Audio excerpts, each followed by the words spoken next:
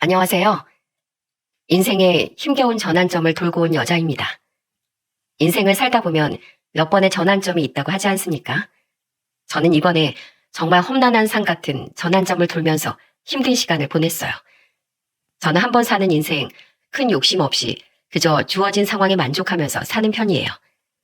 그래야 정신적으로 좀 편하더라고요. 무엇보다 어릴 때부터 아버지가 저와 남동생에게 입버릇처럼 하신 말씀이 있었어요. 인생의 복은 자기 그릇만큼만 오는 거야. 남의 떡이 좋아 보인다고 그거 바라면 내 그릇도 깨지는 거야. 인생은 각자 그릇만큼만 찾아온다는 말이 저한테는 가장 인상 깊은 말이었어요. 그래서 저는 뭐든지 큰 욕심을 부리는 일이 없었어요. 큰 목표를 잡아도 할 수 있는 만큼만 했던 것 같습니다. 사람이 욕심을 부리기 시작하면 악수를 둔다고 하지 않습니까? 제가 이번에 겪은 일도 욕심을 부리다가 악수를 둔 시댁 식구들 사연이랍니다.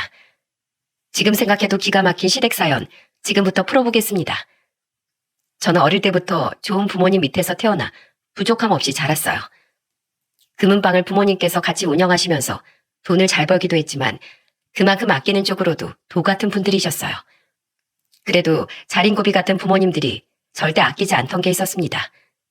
바로 저와 남동생이 배우고 싶어 하는 게 있으면 두 번 고민 없이 투자해 주셨죠. 특히 제가 피아노를 배우고 싶다고 했을 땐 아버지가 엄마한테 단호한 목소리로 이런 말씀까지 하셨어요.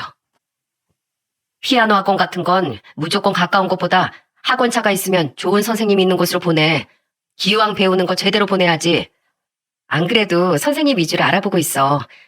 그래, 애들 배우는 건 제대로 배워야 해. 3살 버릇 80까지 간다는데 시작할 때 제대로 시작해야지. 아버지는 항상 배우고 싶은 게 있으면 제대로 배워야 한다는 주의였어요. 그만큼 아버지께는 배움이 가장 중요한 부분이었던 겁니다. 그렇게 저는 부모님의 아낌없는 지원 덕분에 잘 배우면서 잘할 수 있었어요. 그 후 일반 회사에 취직하면서 하루하루 성실하게 살고 있었습니다. 그리고 30 초반에 저는 지인의 소개로 남편을 만나게 됐어요.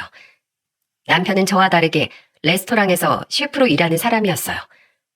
저와는 다른 직업인 남편이 신기해서 이것저것 궁금한 게 많았습니다. 자꾸 궁금한 게 생기는 남편한테 저는 이런 질문을 했었어요. 직업이 요리사면 집에서 요리 안 한다고 하던데 집에선 그럼 주로 어떻게 끼니를 해결하세요? 전 집에서도 요리 잘해요. 제철 나물 요리를 좋아해서 집에서 나물 반찬도 많이 해요. 정말요? 양식 요리 주로 하는 일이라 집에선 일부러 더 한식 위주로 하시는 거예요? 아니요. 전 원래 한식 좋아해요. 그래서 집에서 부모님께 요리도 자주 해드려요. 그렇게 저는 남편과의 대화가 너무 즐거웠어요. 확실히 하는 일이 달라서 그런지 궁금한 것도 많고 물어볼 것도 많아지더라고요. 그래서 전 남편 레스토랑에 초대로 놀러 가기도 하면서 가까워지기 시작했습니다. 그러다 우린 자연스럽게 연인이 됐고 2년 정도 연애를 하게 됐어요. 그때쯤 남편이 저한테 진지한 목소리로 이런 말을 했습니다. 은정아, 나 중요하게 할 말이 있어. 뭐길래 그렇게 진지하게 말해? 이번에 내 이름 걸고 가게를 차릴 수 있는 기회가 왔는데 난 이 기회를 꼭 잡고 싶어. 좋은 기회면 해야지. 뭐가 걱정이야. 근데 내가 이걸 하게 되면 내가 모은 돈을 다 투자해야 돼. 뭐? 그 정도야? 우리 지금 모은 돈 다 합쳐도 아파트 대출금은 꼭 받아야 하는데. 그래서 나도 정말 고민 많이 했어. 우리 집은 결혼 자금을 도와줄 형편이 아니야. 그렇다고 장인 장모님께 손 벌리고 싶지도 않아. 그럼 결혼 자금으로 가게 차리면 다른 대안이 있어? 우리 집도 없잖아. 내 동생들이 다 독립해서 부모님 집이 비긴 하는데 같이 살면 어때? 우리 어머니가 너 되게 좋아하잖아. 일단 그 부분은 나도 고민 좀 해볼게. 갑자기 들어서 그런지 판단이 잘 안 서네. 저는 그때 머리가 복잡했어요. 사실 연애 기간이 1년쯤 넘어갔을 때부터 서로 부모님을 같이 뵙기도 하면서 가깝게 지냈거든요. 그래서 어머니께서 절 굉장히 마음에 들어 하시고 예뻐하신다는 걸 저도 잘 알고 있었어요. 하지만 같이 사는 문제는 고민할 부분이 참 많았습니다. 그래서 전 엄마한테 이 문제를 털어놓고 의논하기 시작했어요. 엄마, 오빠가 좋은 기회가 와서 개인 레스토랑을 차리고 싶다고 하는데 그걸 하려면 결혼 자금으로 투자해야 할 것 같대. 정말? 좋은 기회면 해야지. 셰프가 평생 남의 레스토랑에서 일할 순 없잖아. 언제 해도 해야 될 일 아니야? 그렇긴 하지. 근데 그 돈으로 식당 차리면 신혼집을 못 구해. 시댁에 방이 2개나 남는다고 같이 사는 거 어떠냐고 하던데 어떡하지? 괜찮을까? 어렵게 생각하면 어렵고 쉽게 생각하면 쉬워. 엄마도 네 아빠랑 처음에 시댁에서 시작했어. 이게 사실 둘이 마음만 맞으면 이겨낼 수 있는 문제야. 너희가 아무리 시작은 양가 도움 없이 하겠다고 해도 살다 보면 손 안 벌릴 것 같아? 사람 일 모르는 거야. 그러니까 너무 급하게 속단하지 말고 합리적으로 잘 생각해봐. 그래도 엄만 무작정 네가 집에 손 안 벌려서 믿음이 가는구만. 오빠가 아무래도 우리 집에 손 벌리는 건 부담스러운가 봐. 여자 집에 손 벌리는 거 싫겠지. 아직 시작하는 단계잖아. 지금은 돈이 필요한 게 아니라 네 믿음이 필요한 것 같다. 엄마의 말을 듣고 나니까 제가 너무 안 좋은 쪽으로 속단하고 있다는 생각이 들었습니다. 그래서 전 다음날 남편한테 결심한 목소리로 말했어요. 오빠, 우리 식당 열자. 난 오빠가 금방 해낼 거라고 믿어. 은정아, 정말이야? 고마워. 나한테 3년만 줘. 내가 번듯하게 성공해서 너 꼭 호강시켜줄게. 그 말 진짜지? 난 오빠만 믿는다. 당연하지. 진짜 너무 고마워. 그렇게 저는 시댁에서 시부모와 같이 살게 됐어요. 그 후 저는 결혼 전 시댁에 인사를 갔습니다. 이미 몇 번 본 사이였기 때문에 시모가 저를 친근하게 맞이해 주셨습니다.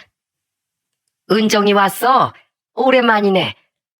네, 어머님 잘 계셨어요? 살이 좀 빠지신 것 같아요. 경진이가 요즘에 식당 차린다고 바쁘잖아. 그래서 삼시세끼 다 차리니까 아무리 먹어도 살이 빠지는 것 같네. 정말요? 안 그래도 요즘 오빠가 많이 바빠 보이더라고요. 그래도 네가 있어서 아주 든든하다. 시모는 저를 정말 딸처럼 반겨주면서 자연스럽게 대화를 이어나갔어요. 그리고 다 같이 둘러앉아서 대화하는데 시부가 저를 보면서 말했습니다. 은정아, 미안하다. 우리가 형편이 모자라서 시작부터 이거 불편하게 됐네. 아니에요. 오히려 저희 받아주셔서 제가 더 감사드리죠. 저희 대출받아야 아파트를 들어갈 수 있었는데 저희 구해주신 거예요. 그렇게 말해줘서 그저 고맙다. 네가 있어서 우리 경진이가 한 단계씩 나아가고 있는 것 같다. 집안에 사람이 잘 들어오면 일이 술술 풀린다는데 네 덕분에 다 풀리는 것 같구나. 우리 집에 복덩이가 아주 굴러온 것 같아. 우리 잘 살아보자. 네, 아버님, 어머님, 서툰 점도 많지만 잘 부탁드려요. 시부모의 환영을 받으면서 시댁에서 결혼 생활을 시작하게 된 겁니다. 정말 그때는 제 선택이 잘한 선택이라고 믿었어요. 하지만 이 선택이 제 인생을 베베 꼬아놓을 줄은 몰랐습니다. 앞으로 펼쳐질 일은 꿈에도 모른 채 저는 남편과 결혼을 하게 됐어요. 그래도 신혼 초엔 화기애애하고 행복했던 기억이 많습니다. 특히 남편이 레스토랑을 오픈하면서 바빴지만 주말엔 늘 집에서 가족들을 위한 음식을 만들어줬습니다. 그리고 시모는 기쁜 목소리로 말씀하셨어요. 우리 아들이 장가 가더니 주말마다 특식을 만들어주네. 엄마가 며느리한테 고마워해야겠어. 시모의 말을 들은 남편이 놀란 목소리로 말했어요. 아니에요. 전에도 제가 몇 번 해드렸잖아요. 저번에 며느리가 TV 보면서 파스타 먹고 싶다고 하니까 오늘 이거 해준 거 아니야? 그렇긴 한데요. 두 분 다 평일에 밥만 드시니까 주말엔 특별한 거 드시라고 한 거예요. 아이고, 우리 아들이 이렇게 자상한 줄 몰랐네. 그때 시부가 장난스럽게 이런 말씀을 하셨어요.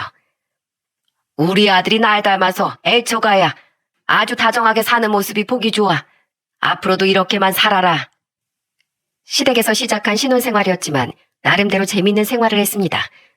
남편은 바쁜 와중에도 저를 세심하게 챙겨주는 사람이었습니다. 그러다 한 번은 남편이 오랜만에 집에 일찍 왔었는데 남편이 방으로 조용히 들어오는 거예요. 그러더니 저한테 꽃을 내밀면서 말했습니다. 여보, 이거 받아. 갑자기 이게 무슨 꽃이야? 오늘 우리 결혼한 지 100일 차야. 이렇게 살게 해서 미안해. 그래도 내가 앞으로 정말 열심히 해서 금방 독립할 수 있게 할게. 뭘 이런 걸 다 챙겨. 꽃의 향기 너무 좋다. 난 당신이 이렇게 나 생각해주는 것만으로도 너무 좋아. 그러니까 너무 무리하지 말고 하나씩 해결하면서 살자. 나 믿고 이렇게 응원해줘서 고마워. 내가 이렇게 해낼 수 있는 건 다 당신 덕분이야. 비록 다 갖춘 시작은 아니었지만 저와 남편은 서로를 믿고 지지해주는 마음 하나로 행복한 결혼 생활을 꾸려갔어요. 그런데 결혼 6개월 차가 됐을 무렵 친정엄마한테 안타까운 소식이 들렸습니다. 바로 엄마가 유방암 진단을 받으신 겁니다. 저는 너무 놀라서 남편과 같이 친정으로 갔어요. 그런데 엄마는 차분한 목소리로 절 보면서 말씀하셨어요. 큰일도 아닌데 뭐하러 왔어? 엄마가 아프다는데 내가 어떻게 안 와? 병원에서 뭐래? 심각한 거래? 아니야. 초기라서 혹만 몇 개 더 제거하면 된대. 지난번에 의심 증상이 보인다고 해서 조직 검사했던 게 이제야 나왔지 뭐야. 그래도 가슴에 통증이 있어서 간 거라며. 그럼 심각한 거 아니야? 내 몸은 내가 제일 잘 알아. 너무 걱정하지 마. 엄마, 내가 얼마나 걱정했는지 알아? 진짜지? 정말 괜찮은 거지? 아유, 그래. 이 엄마 괜찮다니까. 어디 초상 났어? 왜 눈물바람이야? 엄마가 암이라는데 어떤 자식이 안 놀래? 우리 딸 우는 거 보니까 아직 애야. 엄마 괜찮으니까 울지 마. 저는 그때 정말 청천벽력 같은 소리에 하늘이 무너지는 것 같았습니다. 그래도 생각보다 심각하지 않다는 말에 안심할 수 있었어요. 그때 정말 남편도 깜짝 놀라 저와 같이 친정으로 갔던 겁니다. 그렇게 놀란 가슴을 진정시키고 다시 돌아갔죠. 그런데 며칠 뒤 남편이 시장을 잔뜩 봐서 절 데리고 친정으로 가자고 했어요. 남편이 뭘 사온지도 모른 채 같이 갔는데 남편이 친정에 도착하자마자 음식 재료를 내려두면서 말했습니다. 장모님, 제가 좀 알아보니까 등푸른 생선이 유방암에 좋대요. 당분간 고기는 안 드시는 게 좋을 것 같아요. 제가 오늘 저녁 준비해드리면서 간단하게 조리하는 방법 여기 적어둘게요. 전 생각지도 못했는데 남편이 저희 엄마를 위해 밥상을 차려주려고 하는 거예요. 그때 저희 아버지가 깜짝 놀라서 남편을 보면서 말씀하셨죠. 자네, 우리 집에 요리해주러 온 거야? 네, 제가 뭐 해드릴 건 없고 잘할 수 있는 게 이것뿐이라서요. 원래 초기에는 식단 관리가 중요하대요. 사위가 나보다 낫네. 난 정말 생각도 못했어. 제가 해드릴 수 있는 게 있어서 다행이죠. 내가 사위 앞에서 한 수 배워야겠어. 우리 사이가 이제 보니까 아주 배울 점이 많네. 이거 엄청 쉬워요. 제가 잘 알려드릴게요. 그날 남편은 등푸른 생선이 유방암에 좋다면서 건강한 밥상을 차려줬어요. 그런 남편의 세심함과 다정함에 엄마는 감동하셨습니다. 저도 그런 남편한테 너무 고맙더라고요. 그렇게 엄마는 식구들의 걱정 속에서 정밀 검사까지 무사히 넘기셨습니다. 신혼 초부터 여러 일이 있었지만 아들 둘을 낳고 5년째 잘 살고 있었어요. 하지만 문제가 하나 있다면 남편의 레스토랑이 시간이 갈수록 매출이 점점 떨어진다는 거였습니다. 처음 2년은 눈코 뜰 새 없이 바빴는데 주변에 비슷한 매장이 생기면서 매출이 반토막이 난 겁니다. 그러다 보니까 5년차가 됐을 땐 문을 여는 게 적자일 정도였어요. 남편은 안 마시던 술까지 마시면서 엄청 속상해했습니다. 요즘엔 가게 문을 열 힘도 안 나. 매출이 더 떨어질 것도 없는 것 같은데 이제 문만 열어도 적자야. 여보, 그래도 좀 더 힘내자. 요즘 힘들지 않은 가게가 어딨어. 다 힘든 시기래. 근처에 비슷한 업종이 2개나 생겼어. 매출 나눠 먹게 하는 꼴인데 상황이 좋아질 리가 없어. 원래 오래 버티는 놈이 이기는 거래. 그러니까 우리 두 아들 보고서라도 견디자. 상황이 안 좋아져만 가는데 그저 남편을 위로해 줄 수밖에 없었어요. 그저 상황이 좋아지기만을 바랬는데 결국 남편이 운영하던 레스토랑은 계속된 적자를 이기지 못하고 폐업을 하고 말았습니다. 불경기까지 겹치면서 남편은 도저히 돌파구를 찾을 수가 없었어요. 남편 상황이 악화되면서 저는 분갈 엄두도 못 내고 있었습니다. 그때부터 남편은 집에서 한 발자국도 안 나가기 시작했어요. 저는 복직을 해서 회사에 다니고 있었는데 의욕을 잃은 남편은 아침 늦게까지 잠을 자고 있는 겁니다. 그런 남편을 보면서 답답한 목소리로 소리쳤어요. 여보, 얼른 일어나 좀. 나 출근해야 되니까 애들 등원 좀 시켜줘. 아, 벌써 아침이야? 어제 술을 마셨더니 속이 안 좋아. 지금 숙취라고 누워있을 때야? 당신 이런 건 좀 도와줘야지. 아, 여보, 미안해. 내가 할 테니까 당신 얼른 가봐. 저는 점점 남편이 답답해졌어요. 하지만 남편이 심혈을 기울이고 애정을 쏟았던 레스토랑이었던 것만큼 폐업의 충격은 컸던 것 같습니다. 그런데 시모는 이런 제 속도 모르고 저를 원망하면서 말씀하시는 거예요. 넌 아침부터 남편 바가지 긁는 거야? 바가지라뇨. 원래 남편이 애들 등원하기로 한 건데 안 일어나서 그런 거예요. 그럼 좋게 좀 말해야지. 왜 오만 남편 바가지 긁어? 애들 보는데 꼭 그래야겠니? 네가 그렇게 남편 기를 죽이니까 제가 점점 의욕을 잃는 거잖아. 저는 시모의 반응이 정말 기가 막혔어요. 여러분들은 이 상황을 어떻게 생각하십니까? 저는 시모의 말이 너무 답답하게 들렸어요. 그래서 제가 시모한테 단호한 목소리로 말했습니다. 제가 남편한테 일하러 나가라고 소리친 것도 아니고 애들 등원 좀 시키라고 한 게 잘못인가요? 애들 문제는 같이 하는 게 맞죠. 제가 남편한테 무리한 걸 부탁한 것도 아니고 이 정도는 제가 충분히 할 수 있는 말이라고 생각해요. 뭐야? 너 지금 이 CM이도 가르치려고 드는 거야? 아니요. 가르치려는 게 아니라 저희 부부만의 방식을 알려드리는 거예요. 남편이 폐업하면서 애들 등하원 본인이 직접 하겠다고 했어요. 그런데 이게 어떻게 바가지를 긁는 게 돼요. 저희 문제는 저희가 알아서 할게요. 제가 시모한테 단호하게 말하니까 시모는 어이없는 표정으로 저를 쳐다봤어요. 그때 남편이 나와서 시모를 보고 말했습니다. 엄마, 왜 그러세요? 출근해야 되는 사람 붙잡고 아침부터 뭐 하시는 거예요? 제가 아침부터 너한테 바가지 긁으니까 내가 한 소리 한 거잖아. 제가 잘못한 거 맞아요. 그러니까 그만하세요. 뭐야? 너 지금 네 마누라라고 감싸는 거야? 감싸는 게 아니라 제가 해야 되는 일이 맞다고요. 그럼 가진 거 다 잃은 제가 집에서 이거라도 해야지 뭐 하겠어요? 아이고, 이거사. 네가 자꾸 그러니까 며느리가 너에게 개똥으로 하는 거잖아. 엄마, 제발 좀 그만하세요. 그런 거 아니라고 했잖아요. 저희 부부 일은 저희가 알아서 할게요. 남편은 결국 시모한테 큰 소리를 치고 말았어요. 시모는 그 와중에도 제 탓만 하고 있는 겁니다. 오죽했으면 남편도 그런 게 아니라고 소리를 칠 정도였습니다. 저는 그때 남편이 집에 있어도 나가서 돈 벌어오라고 눈치 준 적도 없었어요. 저희 부부는 시댁에 생활비를 조금씩 드리면서 지내고 있었기 때문에 생활비에 대한 부담은 없었거든요. 하지만 남편이 망하고 나서 시부모와 지내는 게 조금 불편해졌습니다. 아무래도 남편이 놀다 보니까 자기가 스스로 집안일을 하려고 나선 게 문제였죠. 한 번은 남편이 아침을 준비하고 있었는데 시모가 그걸 보고 저한테 다그치듯 말씀하시는 겁니다. 넌 아침부터 네 남편 주방에 들어가게 해야 네 속이 시원하니? 저게 뭐야? 남편 예전에도 아침 준비한다고 많이 했었어요. 그때 어머님도 남편 출근하기 전에 아침 차리는 거 보셨잖아요. 그땐 네 남편도 일하고 있었으니까 괜찮았지만 지금은 아니지. 아침부터 밥상이나 차리게 하는데 네 남편이 어떻게 다시 일을 해? 이럴 때수록 더 가장 대접을 해줘야지. 네 동서 판만 닮아봐. 이게 무슨 말도 안 되는 소린가요? 남편이 백수인데 가장 대접을 해주라뇨. 심지어 남편이 레스토랑 망하기 전에도 다른 남편들에 비해 요리를 자주 하는 편이긴 했지만 그래도 집안일 비중은 제가 더 많이 하는 편이었어요. 그런데도 시모는 오로지 남편만 안타까워서 저한테 잔소리를 퍼부으시는 겁니다. 심지어 동서랑 저를 비교하는 말까지 서슴없이 내뱉으셨어요.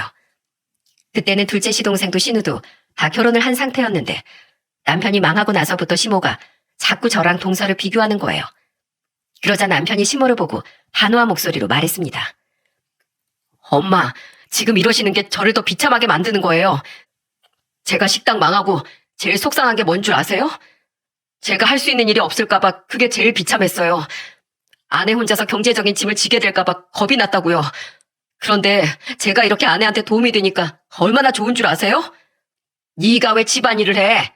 남자가 자꾸 집안일하면 밖에서 일을 어떻게 해? 요즘엔 다 해요. 저만 이런 게 아니라 다른 집도 이제 남편들이 다 집안일하는 시대라고요. 그러니까 제가 하는 일에 자꾸 뭐라고 하지 마세요. 오죽하면 남편도 답답해할 만큼 시모의 말은 속이 터졌어요.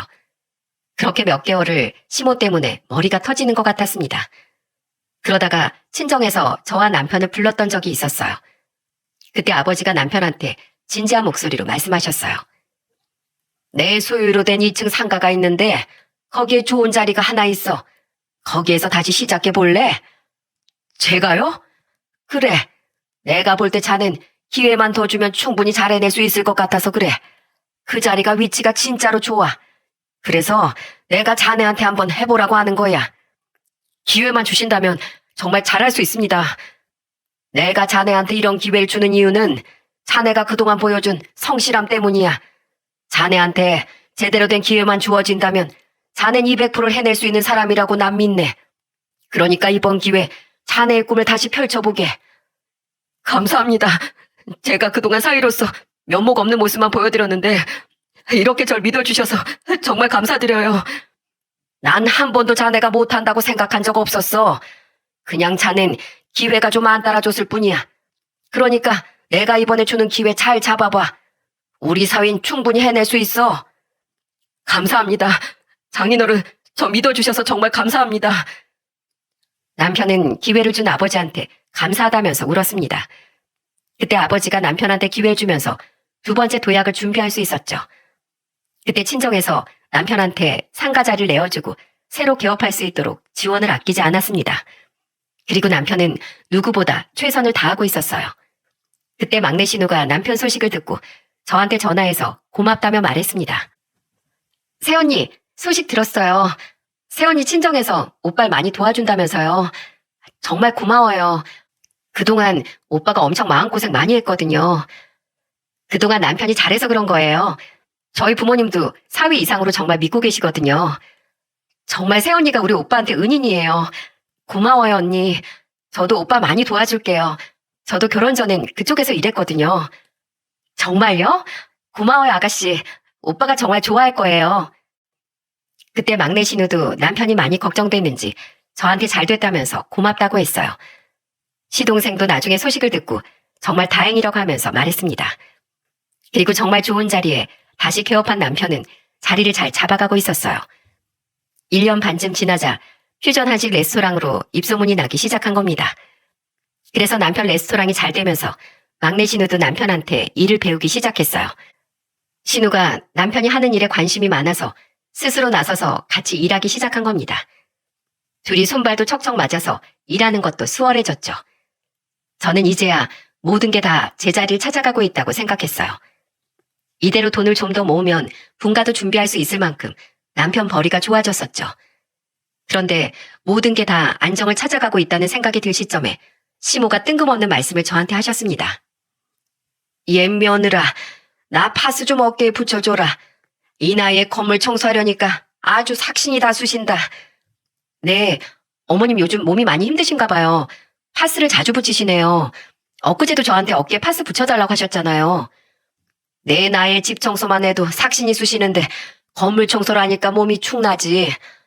아휴, 주말에 저랑 찜질방이라도 가서 몸 좀 풀어요. 그거 잠깐 다녀온다고 풀리겠어? 아예 일을 그만둬야 풀리지. 그래서 말인데 사돈부부 건물에 남는 자리 없다니? 이 나이에 청소일 관둬도 할 일도 없는데 나도 장사나 좀 해볼까 하는데 네 생각은 어때? 저는 시모의 말에 정말 황당했어요. 부모님 건물이 제 것도 아닌데 이게 말이 된다고 생각하십니까? 그래서 저는 그때 시모한테 어이없는 목소리로 물었어요. 네? 저희 부모님 건물은 왜요? 자리 있으면 사돈끼리 자리 좀 줄 수 있지. 왜? 이제 와서 네 거 내 거 나누게? 내가 잘 살면 너한테도 좋은 일인데 그 정도는 해줘야지. 딸만 우리 집에 보내놓고 그동안 너무 모르쇠로 지내신 거 아니야? 그게 무슨 말씀이세요? 제가 여기서 살림 시작한 건 그때 다 이유가 있었잖아요. 그걸 왜 이제 와서 이렇게 말씀하세요? 내가 너희 힘들 때 도왔는데 이젠 날 도와줄 때가 된 거지. 내가 그 근처 부동산 가보니까 마침 식당이 하나 나왔던데 그걸 하시겠다고요? 어머님이 식당을 해보셨던 것도 아닌데 갑자기 장사를 어떻게 하시려고요? 내가 자식 셋 내 손으로 먹이고 입혔어. 그런 내가 말아먹겠어? 나도 권리금 주고 할 거니까 걱정 마. 저는 시모의 말에 정말 당황스러웠어요. 저러다가 월세라도 깎아달라고 하는 건 아닌지 덜컥 겁이 나더라고요. 남편이 저희 부모님 건물에서 장사를 시작한 걸 알고 시모가 다른 생각을 하고 있던 거예요. 심지어 시부랑 둘이 운영할 거라면서 잔뜩 신이 나 있었습니다. 그런데 며칠 뒤 엄마한테 전화 한 통이 걸려왔어요. 그리고 저한테 놀란 목소리로 말씀하셨죠. 은정아, 네 시어머니 너무한 거 아니니? 왜? 엄마 무슨 일 있었어? 우리 상가에 식당이 매물로 나왔는데 그 가게 권리금 7천만 원인데 글쎄 2천만 원에 넘기라고 했다는 거야. 그랬더니 나한테 전화해서 권리금 좀 싸게 넘기게 하라는데 참, 나 너무 황당했어. 그 사장이 오죽하면 나한테 전화해서 말이 안 통한다고 하소연을 다 하겠니? 우리 어머님이 그랬다고? 저번에 권리금 받고 해본다고 하시길래 불안하긴 했는데 2천만 원에 나설 줄은 정말 몰랐어. 나한테 자꾸 막무가내로 넘기라고 해서 딱 잘라 말하긴 했는데 괜히 너한테 트집 잡을까봐 걱정이다. 아니야, 엄마. 걱정하지 마. 내가 잘 말씀드릴게. 저는 걱정하는 엄마를 안심시키면서 말했어요. 하지만 이때는 제가 앞으로 벌어질 일을 상상도 못했던 겁니다. 시모는 계획했던 일이 안 되니까 불똥이 저한테 튀기 시작했어요. 그때 두 아들 입힐 옷을 사다 줬는데 시모가 그걸 보고 저한테 비아냥거리면서 말하는 겁니다. 시부모는 옷이 나을거나 말거나 관심도 없고 지들 입에 풀칠할 줄만 알지? 무슨 말씀이세요? 그런 적 없어요. 아니긴 뭘 아니야. 내가 삭신이 쑤셔서 일 못하겠다고 몇 번이나 말했니? 그러면 네가 친정에 잘 말해서 나한테 기회를 줬어야지. 그 일 때문에 그러시는 거예요? 어머님, 그건 그 가게 사장님이랑 권리금 금액이 안 맞아서 그러신 거잖아요. 그럼 사돈이 내 편을 들어줬어야지. 날 이렇게 내팽개쳐? 내팽개친 게 아니라 애초에 말도 안 되는 금액이었잖아요. 그러니까 그 얘기는 그만하세요. 그래, 내 돈은 푼돈이다 이거지? 건물이 있다고 지금 날 개무시해? 두고 봐. 내가 큰 코 납작하게 만들어줄 거야. 시모는 정말 말도 안 되는 고집을 부리면서 화까지 냈습니다. 그때부터 전 시모한테 제대로 찍혀버린 거죠. 왜 친정 부모가 저도 아니고 남편을 도와줬는데 제가 이렇게 당해야 하는지 이해할 수 없었습니다. 그 후로 시모가 어떻게 했는지 아십니까? 제가 거실에서 헛기침을 두어 번 했는데 시모가 갑자기 저한테 소리치며 말했어요. 너 혹시 암 걸렸니? 갑자기 무슨 기침을 그렇게 해? 암이라뇨. 저 그냥 먼지 때문에 기침이 나온 거예요. 암은 집안 내력이라는데 너도 암 걸린 거 아니야? 지금 우리 아들 그렇게 도와주는 것도 나중에 딸 아프면 사위한테 떠넘기려고 지금 그렇게 도와주는 거지? 지금 그게 무슨 말씀이세요? 저희 부모님 정말 진심으로 응원하고 있는 거예요. 그런데 진심을 왜 곡해하세요? 아무 대가 없이 사람 돕는 게 말이 되냐? 내가 수상하다고 생각했어. 아픈 딸 떠넘기려고 했네. 그치? 맞는 거지? 그만하세요. 그럼 어머님은 아픈 며느리 손절하려고 지레 겁먹으시는 거예요? 진짜 너무하시네요. 어머님은 그러면 뭘 바라시고 저희랑 같이 사시는 건데요? 뭐야? 너 지금 말 다 했어? 어머님 말씀대로면 어머님도 바라시는 게 있으니까 저희랑 사시는 거잖아요. 안 그래요? 저희 그동안 생활비 내고 살았어요. 그리고 항상 어머님 아버님까지 챙기면서 살았다고요. 그런데 어머님 계획대로 안 된다고 저한테 이러시는 거예요? 친정 믿고 이젠 시부모는 뒷전이었으면서 이제 와서 무슨 억울한 척이야? 나야말로 너한테 제대로 실망했어. 네가 정말 결백하면 이 친정에 가서 교통정리 제대로 하고 와. 아니요. 그냥 저희 분가할게요. 그동안 저도 할 만큼 했고 저도 이제는 더는 못 참겠습니다. 저는 대체 시모가 어떻게 장사하려고 자꾸 고집을 부리나 이해가 안 갔어요. 그날은 저도 참아왔던 억울함이 터져버린 거예요. 그런데 며칠 뒤 막내 신우가 갑자기 남편한테 문자만 남긴 채 가게 일을 그만둔 겁니다. 장사해보신 분들은 아시지만 파트타임 아르바이트생이 잠적해도 그날 장사는 아수라장이나 다름없습니다. 그런데 매장의 매니저처럼 상주하던 막내 신우가 잠적했으니 매장이 어땠겠습니까? 결국 퇴근하고 제가 남편 가게로 가서 일을 할 수밖에 없었어요. 그날 어쩔 수 없이 시부모가 두 아들을 돌봐줘야만 했죠.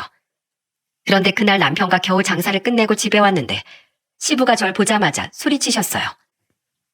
넌 네 시모 몸 안 좋은 거 뻔히 알면서 애들만 맡겨놓고 일을 하러 가? 지금 시댁을 무시하는 거야? 아버님, 아가씨가 갑자기 가게 못 나온다고 해서 지금까지 저 일하다 왔어요. 남편 가게 일이라서 어쩔 수 없었어요. 죄송해요. 지금 내 딸을 핑계대는 거냐? 너 진짜 무서운 애였구나. 시댁 식구들 사이에서 이런 식으로 이간질을 해? 우리 막내딸이 니들 부부 심부름꾼이야? 네 부모는 손자들 못 본대? 아니, 왜 네 시모한테 애들을 다 떠넘겨? 지금 돈 없는 시댁이라고 무시하는 거냐? 저는 시부가 노발대발 화내는 이유를 도저히 알 수가 없었어요. 그때 보다 못한 남편이 화를 내면서 말했습니다. 아버지, 제발 그만하세요. 왜 자꾸만 절 부끄럽게 만드세요? 제가 처가에 면이 안 서요. 절 믿고 도와준 분들한테 대체 왜 그러세요? 너만 잘 살면 끝이야? 네 여동생이 거기서 언제까지 일해야 속이 시원하겠어? 걔한테도 번듯한 자리 마련해줘야지. 갑자기 잠적한 일 뭘 믿고 해줘요? 오늘 장사 얼마나 개판이었는 줄 아세요? 내가 나가지 말라고 했다. 네 처가 도움 없이 우리도 가게 차릴 수 있어. 뭐라고요? 아버지가 무슨 수로 가게를 차려주실 건데요? 네? 기술만 배우면 다 차릴 수 있던데 뭘. 프랜차이즈 가게 차리면 무조건 대박이야. 무조건 대박이 세상에 어딨어요. 폐업하는 가게는 바보라서 문 닫는 줄 아세요? 진짜 지긋지긋해서 안 되겠어요. 그동안 제 아내한테 화내시는 것도 그냥 참았어요. 그런데 이젠 더는 못하겠네요. 저희 분가하겠습니다. 이것 봐, 이것 봐. 돈만 좀 받다고 아주 부모도 외면하네. 나중에 우리 돈 벌었다고 아는 척이나 하지 마라. 정말 시부모는 그때는 돈에 눈이 멀어 있었어요. 그리고 시모는 청소일을 무작정 그만뒀고 시부도 일용직 일을 안 나가기 시작한 겁니다. 남편은 급한 대로 전세로 이사를 했어요. 그때는 시부모가 자격지심인지 모르겠지만 사사건건 저희 부모님을 걸고 넘어지면서 화를 냈거든요. 그래서 남편도 더 이상 이대로는 안 되겠다 싶어서 하루빨리 분가를 한 거예요. 그 후 남편은 매니저로 일할 사람을 새로 뽑고 다시 자리를 잡아갔습니다. 엄마도 걱정스러운 듯 저한테 이런 말씀을 하셨어요. 가게는 괜찮은 거지? 괜찮아.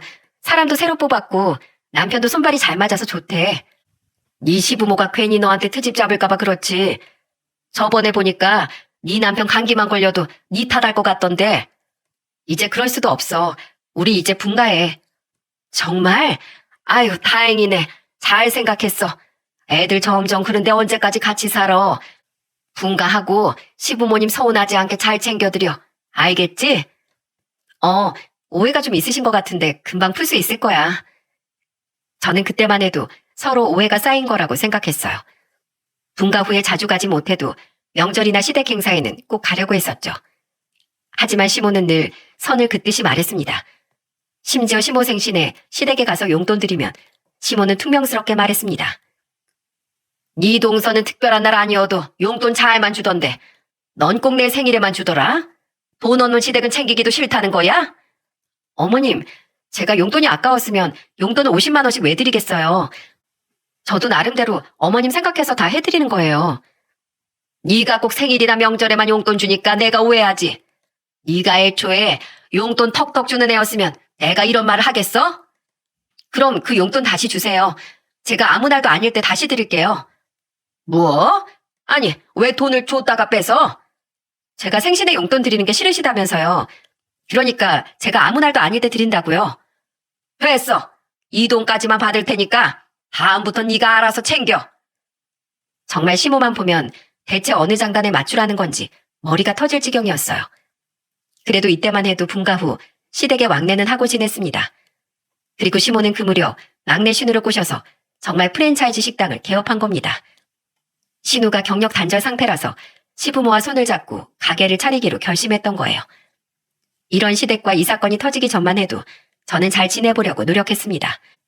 하지만 시모의 개념 밖 행동 때문에 저는 참아왔던 분노가 터지고 말았어요. 그때가 추석을 이틀 앞둔 때였습니다. 그 무렵 제가 자꾸 토를 하고 식욕도 없고 오한을 느낄 만큼 몸이 안 좋았어요. 저는 단순히 체한 건가 싶어서 약국에서 약을 사 먹었습니다. 그런데 약을 먹어도 도무지 몸이 나아지질 않는 거예요. 그 상태로 추석이 됐고 힘들어하는 저를 보면서 남편이 말했어요. 여보, 많이 아프면 집에 있어. 내가 부모님께 잘 말씀드릴게. 아니야, 약 먹었으니까 곧 괜찮아질 거야. 당신 안색도 안 좋은데 괜찮겠어? 그래도 추석인데 인사드려야지. 저는 그렇게 아픈 몸을 이끌고 시댁으로 갔습니다. 그런데 그날따라 이상하게 몸이 점점 더 천근만근 무거워지는 거예요. 그때 시모가 저를 보면서 퉁명스럽게 말씀하셨어요. 넌 꽂아놓은 보리자루처럼 서 있어. 얼른 주방으로 와. 제가 몸이 좀 안 좋아서요. 너만 몸 안 좋아? 난 아주 삭신이다 쑤신다. 이제 막 식당 개업해서 얼마나 힘든지 알아? 난 도가니가 나가서 지금 서 있기도 힘들어. 엄살 부리지 말고 얼른 와. 도무지 말이 안 통하는 시모 때문에 환장하는 줄 알았네요. 저는 식은땀을 흘리면서 겨우겨우 재료를 손질하고 있었어요. 그러다가 시모가 잠시 통화하러 간 사이 잠시 쉬려고 방에 잠깐 들어갔어요. 한 10분 누워 있었을까요? 갑자기 방문이 벌컥 열리더니 시모가 절 잡아먹을 것처럼 노려보면서 화난 목소리로 소리쳤습니다. 지금 내가 잠시 자리 비웠다고 잔머리 굴려? 저 정말로 몸이 안 좋아요. 어머님 잠깐만 쉬다 나갈게요. 얼씨구 아주 쇼라고 있네. 얼른 와서 전 부쳐 빨리. 네 동서 혼자 고생시키려고 그래? 얼른 나와. 제가 착하니까 그냥 하고 있는 거야. 다른 집 같았으면 며느리들 싸움 났어. 얼른 나와. 정말 시모한테 할 말이 많았지만 더 말싸움하기도 싫어서 겨우 몸을 일으켰어요. 그렇게 주방으로 힘겹게 걸어가는데 저는 땀을 뻘뻘 흘리다가 쓰러지고 말았습니다. 그때 거실에 있던 남편이 깜짝 놀라 절 데리고 병원으로 갔습니다. 그날 저는 긴급 맹장 수술을 받고 말았어요. 나중에 병실에서 눈을 떴을 때 남편이 절 보면서 놀란 목소리로 물었습니다. 여보, 괜찮아? 그러니까 내가 집에서 쉬라고 했잖아. 당신 맹장 수술했어. 정말? 아직 배가 좀 아파. 아직 안정을 취해야 한대. 기다려. 옆에 있던 두 아들도 놀랐는지 울면서 저한테 와서 말했어요. 엄마, 괜찮아요? 괜찮아. 우리 아들 놀랐지? 엄마가 미안해. 저는 놀란 아들을 안아주면서 말했습니다. 그런데 그때 시모가 절 보고 비아냥거리면서 말하더라고요. 난 또 무슨 큰 병이라도 걸린 줄 알았네. 어디서 엄살이야? 당장 일어나. 네 동서 혼자서 고생하게 만들 거야? 맏며느리가 명절에 이게 말이 되냐고? 정말 너무하시는 거 아니에요? 저도 사람이에요. 아픈 사람한테 왜 그러세요? 아픈 사람? 너 일하기 싫어서 잔머리 굴리는 거잖아. 이젠 대놓고 시부모를 바보 취급을 하네. 지긋지긋하니까 그만 좀 하세요. 그렇게 꼴보기 싫으면 이혼할게요. 진짜 못 해먹겠네요. 저 시집 와서 남편 망해도 옆에서 꿋꿋하게 지키면서 여기까지 왔어요. 그런데 지금 저한테 잔머리 굴린다고요? 제가 잔머리 굴렸으면 시댁에 합가해서 살지도 않았어요. 아시겠어요? 진짜 남편 사업 망한 것도 다 견딜 수 있었는데 이건 도저히 못 견디겠네요. 이혼할 테니까 나가주세요. 어서요. 그동안 시모한테 쌓여있던 걸 저는 소리치며 쏟아냈어요. 제가 이혼하겠다고 하니까 남편이 놀란 표정으로 시모한테 소리쳤습니다. 당장 병실에서 나가세요. 이 사람이 대체 어디까지 이해하고 살아야 하는데요? 네? 식은땀 흘리는 사람 데리고 가서 명절 보내고 싶으세요? 이 사람이 대체 못한 게 뭐길래 이렇게까지 하시는데요? 전 이 사람 없이 못 살아요. 그러니까 엄마가 나가세요. 뭐야? 너도 지금 잘난 친정 믿고 나대는 거야? 나대요? 대체 왜 자꾸 그런 말 하세요? 처가에서 저 믿고 기회를 준 거잖아요. 집어치워. 아들 키워봐야 아무 소용없다더니만 내가 아주 죽 써서 개준 꼴이네. 너 하는 걸 보니까 너도 오래 못 가. 나중에 망하고 나서 우리 찾아오지나 마라. 이제 나한테 넌 죽은 자식이야. 시모는 뭐가 그렇게 억울한 건지 정말 악을 쓰면서 화를 내다가 나갔습니다. 그때 남편이 저한테 무릎을 꿇고 울면서 말했습니다. 여보, 미안해. 내가 그동안 너무 무관심했어. 바쁘다는 핑계로 당신이랑 애들한테 신경 안 써서 이렇게 벌 받나 봐. 내가 미안해. 앞으로 당신한테 내가 더 잘할게. 그러니까 앞으로 우리 식구 잘 살자. 내가 미안해. 저는 그렇게 남편을 안고 펑펑 울었네요. 그날 이후 정말 남편과 저는 시댁과 완전히 연을 끊고 살았습니다. 그동안 남편도 시모한테 학을 댈 만큼 질려 있었던 거예요. 그래서 남편은 저와 애들을 데리고 저희 부모님을 자주 찾아뵙고 지냈습니다. 그러는 사이에 시댁은 어떤 일이 벌어졌는 줄 아십니까? 시부모가 프랜차이즈 이름만 믿고 차렸던 가게, 그야말로 나락을 걷고 있던 거예요. 그때 시부모가 운영하던 가게 후기에는 이런 댓글이 달리기 시작했습니다. 다른 지점이랑 맛이 달라서 돈이 아까웠습니다. 여기 여자 사장님 엄청 불친절해요. 홀에서 먹고 있었는데 단무지 리필 좀 해달라고 했더니 여기 단무지 먹으러 왔냐고 하면서 더 시킬 거 아니면 단무지 그만 먹으라고 손님 무한 주는 곳입니다. 절대 가지 마세요. 여기 배달도 엄청 느리고 전화로 물어보면 바쁜데 방해한다고 화내요. 안 좋은 후기들이 쏟아지면서 시부모와 신우가 운영하는 가게가 안 좋은 소문이 확 퍼진 거예요. 요즘 후기가 얼마나 중요한데 정말로 배짱 장사를 하고 있던 거였습니다. 결국 시부모 가게는 쫄딱 망한 겁니다. 그런데 문제는 신우가 남편도 몰래 투자한 돈이라 사면 초과였던 겁니다. 결국 시모는 저희 부부와 손절한 지 6개월 만에 전화해서 애원하기 시작했어요. 혜미야, 6천만 원만 좀 빌려줄 수 있어? 우리 딸 그 돈 없으면 이혼당해. 그걸 왜 저한테 말하세요? 어머님이 알아서 하셔야죠. 이제 큰 며느리도 없는 사람이잖아요. 내가 미쳤었나 보다. 다시는 안 그러마. 제발 한 가정을 살려야지. 제가 왜요? 어머님 때문에 저는 이혼까지 결심했었어요. 그런데 이제 와서 저한테는 이혼 막아달라고요? 전 시댁 없이 이미 잘 살고 있어요. 그러니까 다시 연락하지 마세요. 저는 잔머리 굴릴 줄도 모르고 진심으로 사는 사람이에요. 그때도 진심으로 시댁이랑 연 끊으려고 다짐한 겁니다. 그러니까 이제 전화하지 마세요. 혜미야! 저는 그렇게 시모 전화를 끊어버렸어요. 남편도 시모 전화를 받았지만 안 도와줬다고 했습니다. 이미 저희 부부도 그동안 시부모의 자격지심에 지쳐 있었거든요. 나중에 들어보니까 신우는 돈을 다 잃어서 남편과도 별거를 하고 있다고 들었어요. 신경 쓰이긴 했지만 사람은 자기가 한 선택에 책임을 지고 살아야 한다고 생각했어요. 지금도 시댁과 담을 쌓고 지내지만 몸과 마음이 아주 편안합니다. 남편 가게도 잘 운영되고 있고 저희 부모님께도 잘하고 있답니다. 두 아들도 씩씩하게 자라고 있어서 더 바랄 게 없네요. 그런 제가 이런 사연을 보낸 이유는 주변과 비교하지 않고 오로지 스스로 인생만을 살기를 바래서입니다. 저희 시부모는 결국 저희 부모님과 끝도 없이 인생을 비교했던 것 같아요. 저는 단 한 번도 시댁에 돈이 없다고 무시했던 적이 없거든요. 제가 시댁 재산이 중요했다면 남편과 아예 결혼도 안 했을 겁니다. 그런데 저희 시부모는 스스로 판 무덤에 갇힌 거죠. 다른 사람과의 비교는 자멸만 낳을 뿐이라고 생각합니다. 결국 악수를 둔 시부모는 빚더미에 눌려서 집까지 팔고 원룸에서 지내고 있습니다. 애초에 현실에 만족했다면 그럴 일도 없었을 거예요. 사람은 자기 그릇만큼만 산다고 하잖아요. 새해에는 다른 사람과 비교하지 않고 지금에 만족하는 삶을 사시길 바랍니다. 여러분들도 가진 것에 만족하는 인생을 살길 바랄게요. 함께 해주신 여러분 고맙습니다.